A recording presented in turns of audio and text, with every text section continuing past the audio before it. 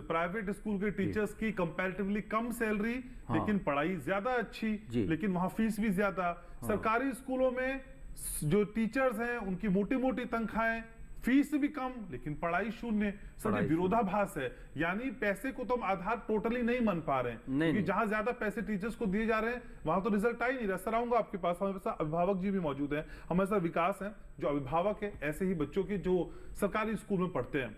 विकास जी, कौन सी बड़ी वजह आपको समझ आती है जिसकी वजह से हम ये कह पा रहे हैं या समझ में आता है कि भाई सरकारी स्कूलों में पढ़ाई उस लेवल की नहीं होती जिससे बच्चा आगे जाके कहीं कॉम्पीट कर पाए, प्रतियोगी परीक्षाओं में नाम कर पाए अपना? सर देखिए, आपकी बात बिल्कुल ठीक है। आजकल क्या है कि सभी के पास एक एक दो दो बच्चे हैं। पहले वाली बात नहीं है कि 5-7 बच्चे हो गए हैं, 8-10 बच्चे हो गए, किसी ने पढ़ाई की या नहीं की। पहले के मतलब जो मम्मी पापा थे वो भी इतना ध्यान नहीं देते थे बच्चों के ऊपर। आजकल क्या है कि 1-2 बच्चे हैं, अगर वो भी कामयाब नहीं हुए तो मतलब माँ बाप को ये रहेगा कि भाई हमने अपनी लाइफ में कुछ नहीं किया अपने बच्चों के लिए।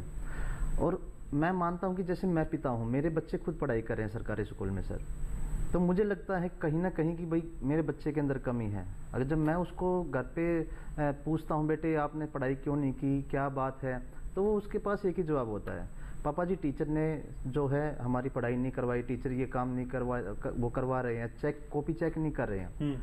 चलो कोई बात नहीं भाई, ठीक है। कभी कभार मौका लगता है, पेरेंट्स मीटिंग वगैरह होती है, हम जाते हैं वहाँ पे, पेरेंट उनको टीचर को बोलते भी हैं, सर क्या बात है हमारा बच्चा पढ़ाई नहीं कर रहा, क्या बात कमी आपके अंदर है, हमारे बच्चे के अंदर क्या बात है ऐसी। तो वो भी यही बोलते हैं कि भाई अपने बच्चों को हम तो देखो ऐसे ही पढ़ा सकते हैं, ठीक है, आप अपने बच्चे को बाहर ट्यूशन लगवाइएगा। अच्छा। ठीक है, आप अपने बच्चे के ऊपर खुद ध्यान दीजिए। भाई हम ध्यान कहाँ से दें अपने बच्चे के ऊपर, क्योंकि हम लोग एक गरीब परिवार से हैं, मिडिल क्लास लोग हैं, हम खुद नहीं पढ़े लिखे तो हम अपने बच्चे को क्या पढ़ाएंगे। ये जो टीचर होता है, एक गुरु होता है, और वो बच्चे उनके शिष्य होते हैं। तो एक गुरु का फर्ज ये बनता है, माता पिता से ही बढ़ के होता है गुरु।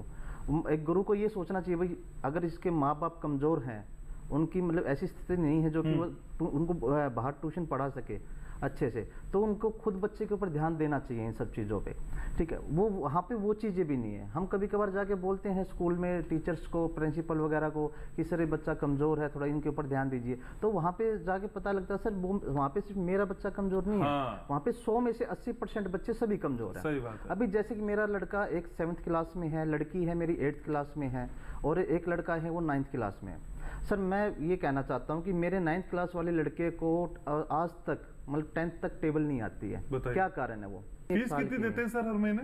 सर हमारे बच्चे सरकारी स्कूल में पढ़ते हैं तो फीस वगैरह नहीं जाती है सर। फीस बिल्कुल नहीं जाती है? नहीं बिल्कुल नहीं जाती सर, तो हमारी तो जाती नहीं है सर। ठीक है, तो ये सर्विस प्रोवाइडर और कंज्यूमर का रिश्ता, क्या जहां ज्यादा पैसे देते हैं उतनी ही कुवत से धमक से अभिभावक टीचर से पूछ पाते हैं, लेकिन जहां कुछ देते ही नहीं, क्या वो अपराध बोध जैसा भी होता है? नहीं, इस पे भी चर्चा करेंगे सर। एक ब्रेक के लिए यहाँ रुक रहा हूँ, लेकिन ब्रेक के बाद जब लौटूंगा तो बात करूंगा एनुअल स्टेटस ऑफ रिपोर्ट की। जी हाँ, जो बताती है कि किस तरह की खतरनाक स्थिति में पहुंच चुका है गांवों का शिक्षा का स्तर, और ये स्तर लगातार कमजोर होता जा रहा है।